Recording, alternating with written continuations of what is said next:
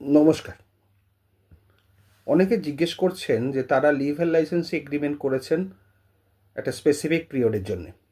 কেউ 5 বছর, কেউ 7 বছর, কেউ 3 বছর, কেউ 2 বছর। কিন্তু 2 বছর বা 1 বছর বা যে পিরিয়ড অবধি করা হয়েছিল সেই পিরিয়ডটা ওভার হয়ে গেছে। তারা কোনো মামলা করেননি, অথচ লাইসেন্স ফিজ নিয়ে যাচ্ছেন। সেক্ষেত্রে কী করা যেতে পারে? দেখুন, আপনারা প্রথমেই বলে রাখি, পিরিয়ড ওভার হওয়ার পর লাইসেন্স ফিজ নিলে সেটা আপনি আপনার ক্ষতিটা করেছেন। এখন যদি বাঁচার রাস্তা খোঁজেন, তাহলে আমি বলবো ইমিডিয়েট লাইসেন্স ফিজটা নেওয়া বন্ধ করে দিন। বন্ধ করে দিয়ে তাকে একটা notice Pathaan.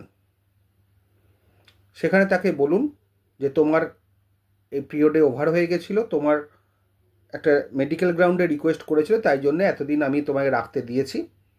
All the same terms and condition যেটা লেখা ছিল, ওই জন্য আমরা ফার্দার কোনো এগ্রিমেন্ট করিনি, এবং তুমি তাতে রাজি হয়েছিলে। তুমি টাকা সেই কারণে দিয়েছিলে যেহেতু তোমাকে টেম্পোরারি থাকতে দিয়েছিলাম।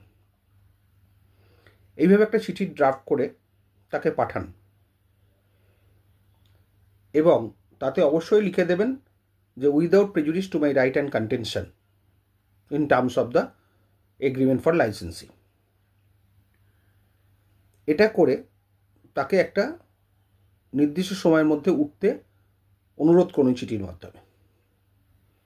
তারপরে যদি সে না ওঠে, তাহলে আপনি কজ অফ অ্যাকশন অ্যারাইজ করিয়ে মামলা ফাইল করুন। কারণ দীর্ঘদিন ধরে যদি লাইসেন্স ফিজ নিয়ে যান ফার্দার কোনো রিটেন এগ্রিমেন্ট ছাড়া, সেটা কিন্তু আপনার প্রেজুডিস হবে, আপনার মামলার ক্ষেত্রে ক্ষতি হবে। কারণ তারা এটা প্লি নিতেই পারে যে এটা অটো এক্সটেন্ড হয়ে গেছে, টাইম টু টাইম উনি টাকা নিয়ে যাচ্ছেন, এটা অ্যাকসেপ্টেড। কিন্তু এটা মাথায় রাখবেন যে সেই টাকাটা যদি রেসিডেন্সিয়ালের ক্ষেত্রে 7,000 টাকার মধ্যে হয়, তাহলে কিন্তু টেনেন্সিতে আপনি চলে যাবেন।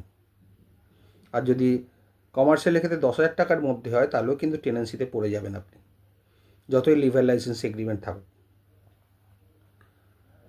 সুতরাং সাধু সাবধান, যদি এক্সটেন্ড করতেই হয় ফ্রেশ এগ্রিমেন্ট করে করুন, কিন্তু রিনিউ করাবেন না সেলফ সেম কন্ডিশানে এবং সেলফ সেম এগ্রিমেন্টের উপরে। তাহলে কিন্তু আপনাদের পক্ষে প্রবলেম আছে মামলার ক্ষেত্রে। আজ এই পর্যন্ত। ভালো থাকবেন।